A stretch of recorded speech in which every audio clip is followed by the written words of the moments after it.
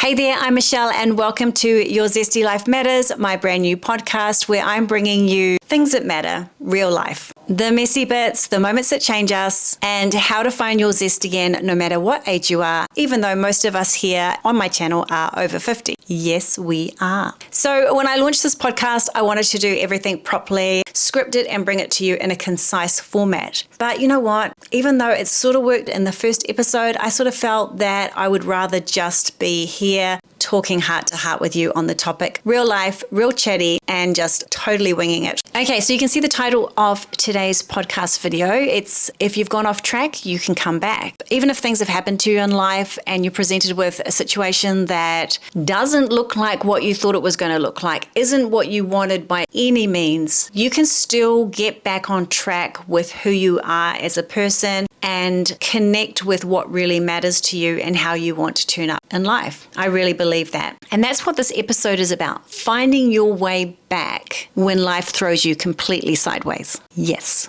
which it does so many times. And as far as going off track, I'm the president. So if you go off track, you have to be vice president because I've gone off track so many times in my life. Yes, so many times. So let's get started. So I've had more detours in my life than I can count. And a great example of this is this YouTube channel. I started this YouTube channel about 6 years ago, and the YouTube channel was going to be Life Over 40, sharing real life, real conversations, the things that people don't talk about while everyone is showing up on social media with these perfect lives, and how we feel about that when we're scrolling on our phones, and how we feel so inadequate when we look at other people's lives through their showreel lens, and how I wanted to show up authentic. I wanted to show the good, the bad, from someone that was messy, from someone that was disorganized, from someone that was living their best life, from someone that was a mother of four, from someone that just always tried to share, always tried to do my best, even though a lot of times I ended up in a hot mess, to be honest. But I was always still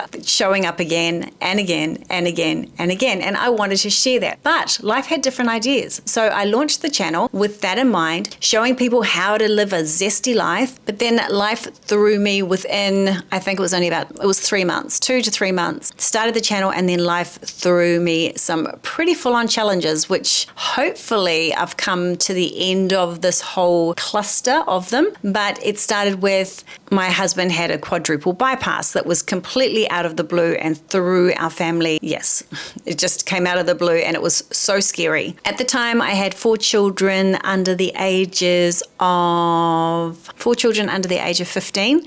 The youngest was 11, I think, 10 or 11. Then came COVID. Then came homeschooling. Then my mum got very sick with dementia. Then my mum passed away. Then my husband's parents at the same time passed away. And then coming out of all of that, there was another couple of stresses that I don't want to discuss. And then coming out of all of that, my husband had a huge car accident at the beginning of this year. So in amongst all of that, I was trying to make sure that everyone was okay. And there was a lot of not okay in amongst all of that, as you can imagine. I was trying to run my business. I lost my way a few times, as you know from my last podcast episode. And if you haven't listened to that one, I'll link it down below. Look after my children, who I just love to the moon and back, obviously, and be really positive. So what happened with YouTube was I kept consistent with YouTube, and one day I filmed a Costco video just because I didn't have anything else to film, because I couldn't think. There was so much going on in my life and I didn't know how to put it into words. So I stopped making those videos, and I just thought, I'll share my grocery haul because I've seen people do that. And I wanted to stay consistent on the channel because the channel was one of my big dreams, and I wanted to turn up for the few people that had started to follow my channel. So I went to Costco, and that video went really, really well. And so I made a few Costco videos, but then when it started to really take off, I was like, oh, I don't want to do Costco. I don't want to be known for Costco videos. So I kept resisting that, and I kept resisting that, and kept trying to find a way to get back to doing the videos that I loved. So then I've made a mixture of videos, but most recently when things sort of came to a real, when life came to a real, what would I say, came to the pointy end, I fell into shopping videos because I could turn up as myself, I could be completely authentic, and I could have the community of women that were like me, because people like me like me. Do you know what I mean? Like, we tend to attract people that are similar to us because of my style, because I'm just the way I turn up. It's not for everyone, I understand that, but it was for a bunch of women who are so important to me. And so that's what I did. I fell into shopping videos, even though that wasn't the intent. But always in my mind, it's like, when things get better, when life gets a little bit more stable, I will then get back to doing what I love, which is what I do through my work, which is helping women, empowering women.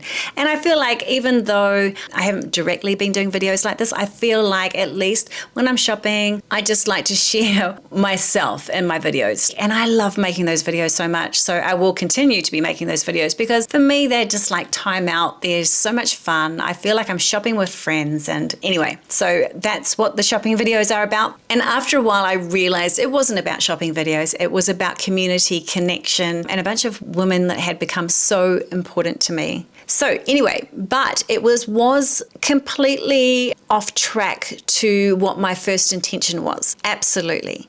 So I really wanted to get back because I had so much to share. So I thought, well, why can't I do both? And that's what this is about. So that's just one example of me going off track. But I will know that every woman's off track looks different. It could be you've gone off track with your weight.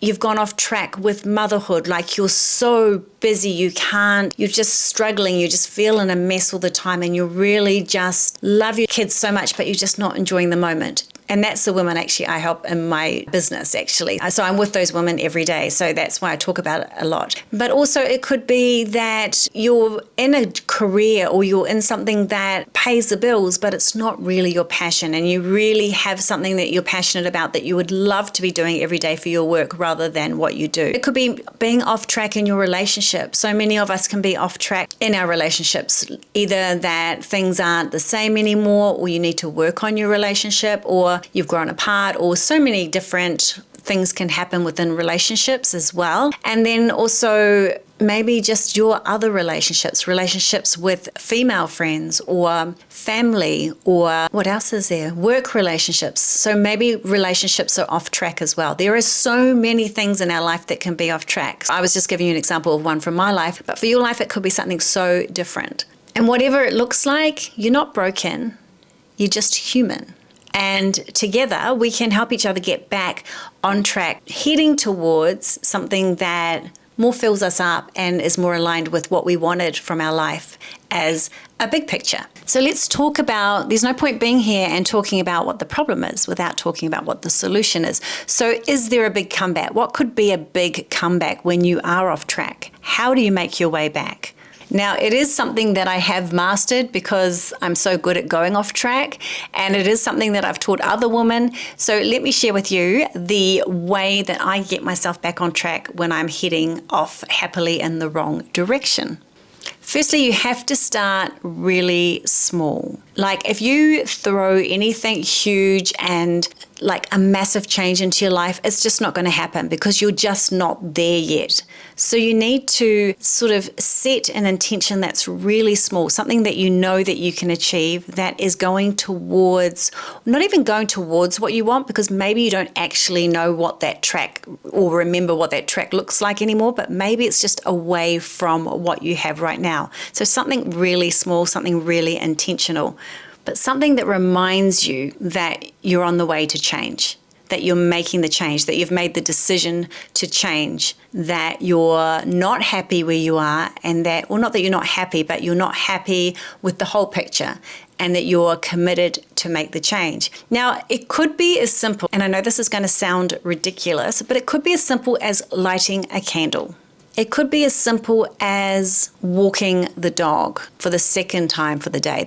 Walking it because you walk him or her because you have to walk him or her, but the second time is because you want to walk the dog, to have that time for yourself, to have that quiet time, to have that connection with your special fur baby and your thoughts. Maybe it's writing in a journal. Maybe it's sitting outside. Maybe, and this is something that I did this week, maybe it's just slowing down and having an afternoon sleep, curling up on your bed and having an afternoon sleep when there's so many things to do still. Okay, so number 2, and this is really important. What I'm going to say now is really, really important.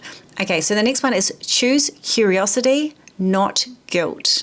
We waste so much time in our lives beating ourselves up because we're not where we're supposed to be or should be or could be or whatever. We're not living up to our expectations on ourselves, the expectations of others, etc., etc. So we spend so much time beating ourselves up. So instead of saying, what threw me off? Why am I not heading in the right direction? Instead of thinking those sorts of thoughts and feeling guilty about it, why am I not the mother that I was supposed to be? Why am I not coping with everything? Why is my life chaos? Why is my house a mess? Why have I put on this weight? Instead of all of this guilt, ask, so what threw me off? What did I actually need? Get curious about what the answer is. Don't beat yourself up for what could or should or may have been. Shift from that feeling of shame to a feeling of self-awareness, because that's where change can really start to happen. While we stay in shame and guilt, we get stuck. And that's what stops us from progressing. So move from that into curiosity, self-awareness, and start to make the changes and love yourself. Love yourself through the change. And it sounds a little bit woo-woo, a little bit, but yeah, it actually really works. Because I find that shame, it can really hold you up. Okay, and number 3 is reconnect with what lights you up. Yes. When I'm off track, it's usually because I've lost connection with who I am and what I really love. And at the core of who I am, I really love empowering women. I really love helping people. And when I lose that connection, I lose that spark, I go in search of that, even if it's a little spark and getting started again, because that's what makes me feel alive. And so I go searching for that and find, even if it's a little spark, even if it's helping my kids, even if it's helping someone from school, even if it's helping my family, my clients, or even putting out another video where I feel like I'm probably through my crazy dancing and crazy singing and silly stuff, might be cheering someone up for the day. So that really connects me back and gets me back on track.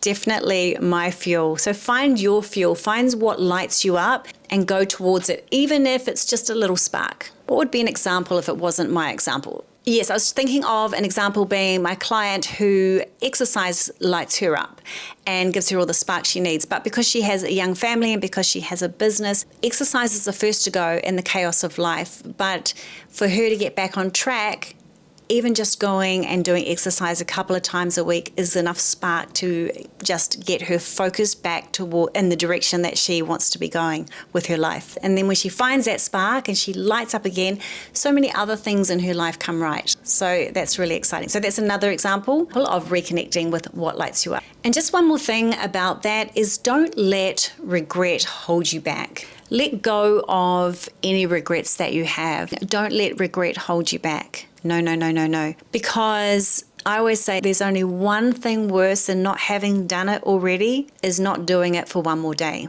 Start now. Don't think, that if I do it now, I wish that I had done it 10 years ago. You weren't ready 10 years ago. For whatever reason, you just weren't ready. You're ready when you're ready. And, life happens. So we don't choose to not be doing the things that we want to be doing. Life happens and we just have to go with it. So don't have regrets. Just have now. The only worst thing about not doing it sooner is not doing it today and letting even more days pass by. And then I read this quote that said, regret only wins when you stay still. Let's keep moving. Does that sound a little bit cliche? So if you've been putting something off, your health, your home, your relationship, your career, your clutter, your dreams, or even just a little bit of joy for yourself every day, start now. Because only one zesty step is what you need to take. Just one. And I'm here to take it with you. If you need any help, you can always contact me directly, or also down in the comments we can chat about this and share our stories if you want to. So my fellow vice presidents from the Off Track Club, you can always come back. Maybe today's your start or maybe tomorrow. It doesn't have to be perfect, it just has to be yours. So thanks for listening and taking part of the Zesty Girl community. And thank you for letting me be once again real with you. If this episode spoke to you in any way, please share it with a friend who it may also resonate for. That would be awesome. Until next time, keep taking those small steps, come shopping with me, and keep living your imperfect, beautiful, zesty life. All right, I'll see you next time. See ya. Bye.